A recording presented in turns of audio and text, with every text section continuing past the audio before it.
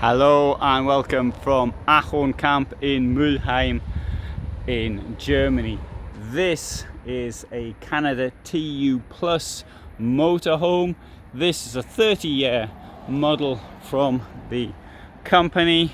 The vehicle is based on the Renault Master, and that means it's 237 centimeters wide.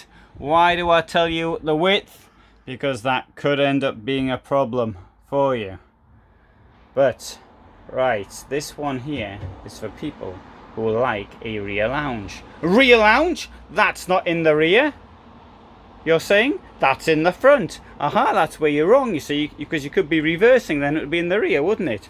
Aha, but what if you want to drive forward? Well, in that case, you can have a rear lounge by coming around the back here.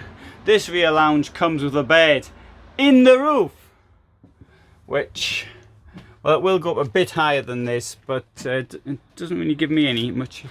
Well, it does give me actually much, not right. Well, I can't stand absolutely upright in it. Oh, but I can sort of sit around like this and enjoy my surroundings, which is, I think, what rear lounges are all about.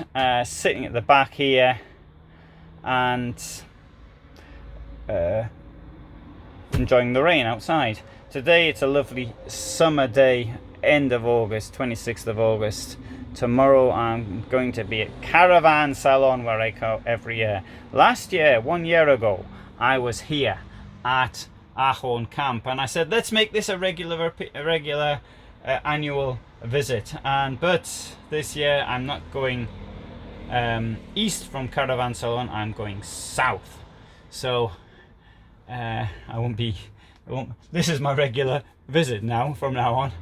And anyway, I was going to tell you something else. Yes, what does it mean to have a rear lounge? It means that you can store yourself, but you can't. It's taken the space where the garage goes, isn't it, really? So there's not going to be much of a garage at the back. You may think the bed gets in your way. I think it does get in the way a bit. Well, you can get it without the bed in. That's a possibility. Thetford fridge with an ice. What's it called? That's not an ice box. What do you call this thing here? Drinks. The drinks thing that comes out.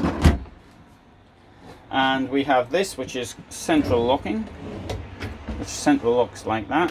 I think that's locked. I could hear that lock. Just filmed one, so it's central locking, and it was broken. But anyway, this one was working, and you got a stack of space under the sink.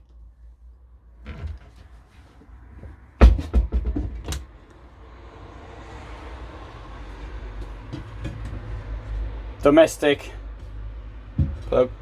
plug holes, whatever. Not plug hole, what do you call it? Plug, sorry. Domestic plug, that's the word. I've been saying plug hole, but it's a plug. That's the correct word in English. Good. Now, you're going to need a bathroom. Well, possibly, I don't know if you're going to need one. You might want one. And if you do want one, it's in here. This actually comes as standard, though. If you're one of these people who never uses a bathroom, then you might just get a normal van with nothing inside. That might resolve your problems, and that would be a lot cheaper.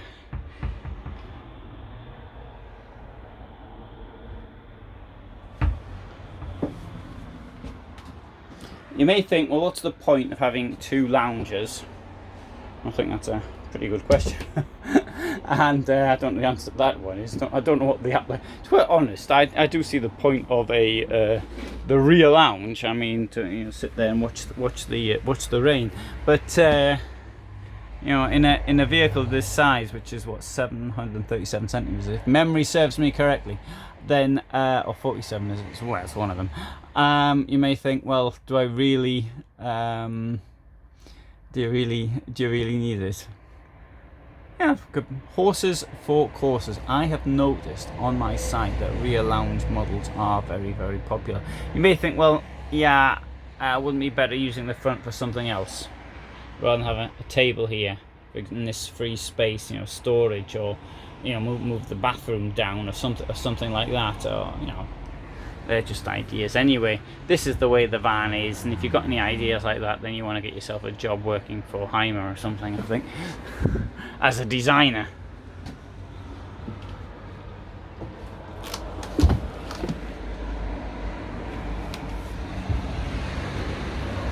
But now, I mentioned the problem with the garage. Oh, I should have checked this before I did the video. Is this open?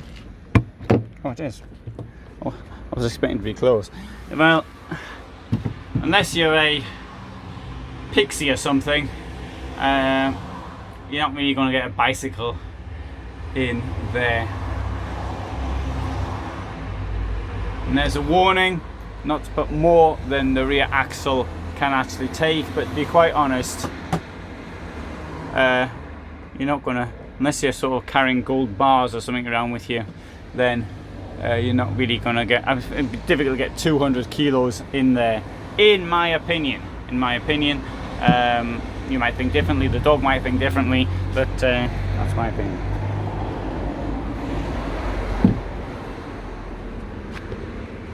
That one's locked, so we're not getting in there. Yeah, I'll close it.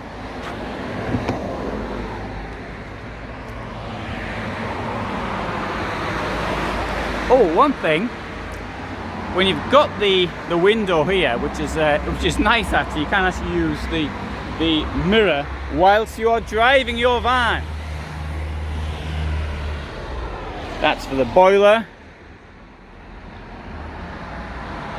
I didn't show you the storage under the seats. Well, anyway, the boiler's under the seats. That's your toilet, that's your water.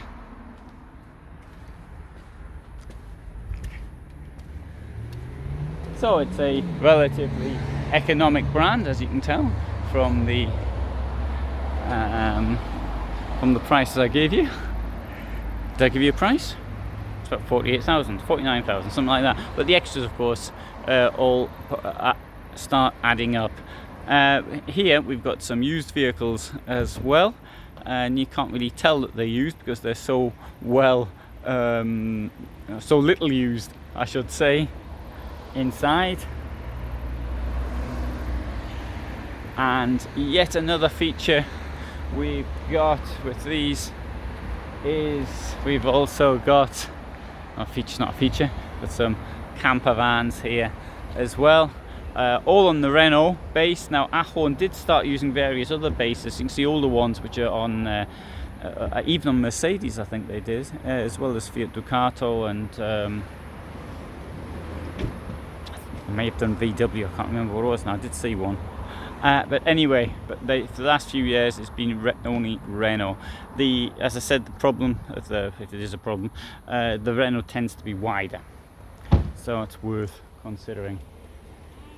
Right, so I shall walk over here. Thanks very much for watching. I hope you found that of interest, and all the best from Mülheim, Germany.